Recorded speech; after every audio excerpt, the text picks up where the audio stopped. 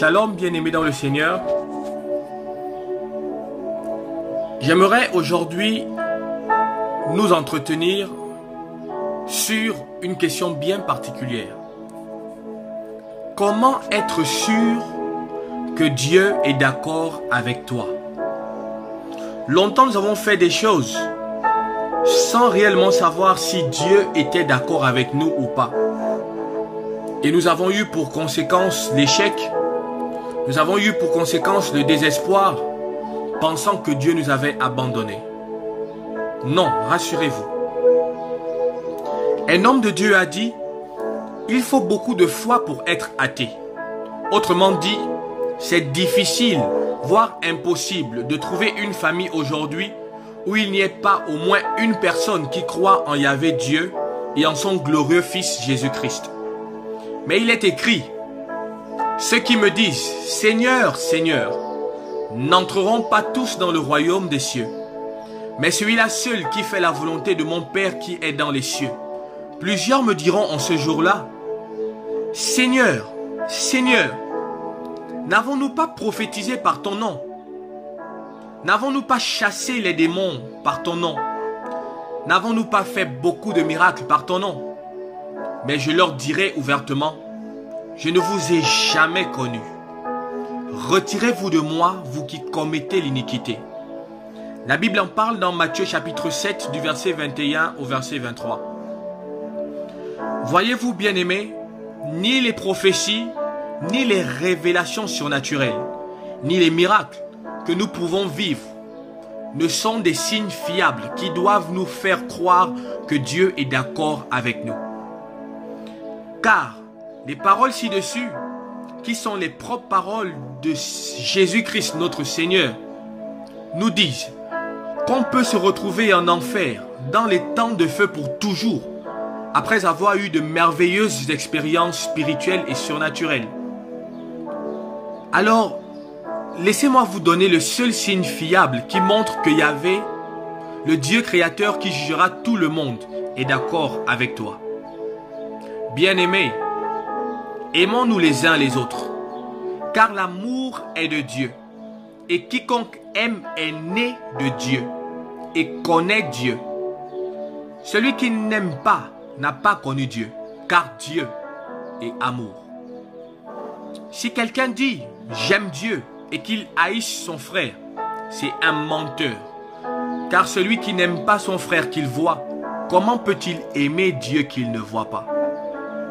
Bien-aimé, tu dis tu aimes Dieu, tu aspires à Dieu, mais tu détestes ton frère que tu vois. Tu ne parviens pas à pardonner ta sœur qui t'a offensé.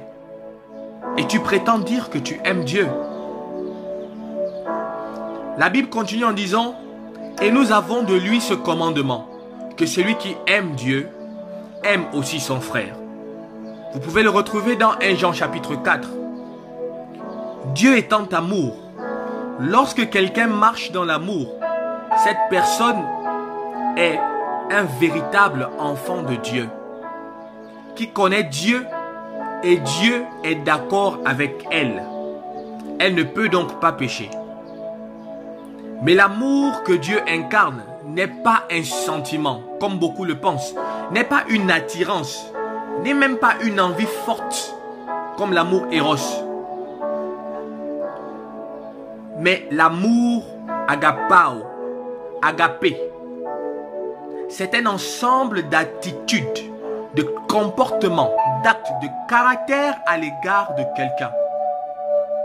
Comment peut-on dire qu'on aime Dieu qu'on ne voit pas si on a des attitudes, des comportements, des résolutions ou si on pose des actes mauvais à l'égard de son frère qu'on voit? Je vous assure qu'il est plus facile de faire du bien à un être humain qui est imparfait qu'à Yahvé Dieu qui est parfait et 3 fois saint. Bien-aimés, notre amour pour Dieu est sans valeur au ciel si nous n'aimons pas nos frères. Veux-tu savoir si Dieu ton créateur t'approuve ou pas? Si tu es en route pour le ciel ou pour l'enfer? Regarde-toi dans le miroir de l'amour qui suit. L'amour est patient. il est plein de bonté. L'amour n'est point envieux. L'amour ne se vante point. Il ne s'enfle point d'orgueil. Il ne fait rien de malhonnête. Il ne cherche point son intérêt. Il ne s'irrite point. L'amour ne soupçonne point le mal. Il ne se réjouit point de l'injustice, mais il se réjouit de la vérité. L'amour excuse tout. Il croit tout. Il espère tout. Il supporte tout. La Bible dit dans 1 Corinthiens chapitre 13. Alors, bien-aimé, peux-tu avoir l'humilité d'accepter ce que ce miroir divin vient de révéler que tu es, comme tu le fais avec le miroir naturel? Sache-le dès aujourd'hui, c'est une question d'éternité. Que Yahvé Dieu nous vienne en aide. C'était votre frère bien-aimé, le prophète Daniel Mesui depuis le Maroc, fils spirituel de l'apôtre Jean Domabé Solo. Que Dieu vous bénisse.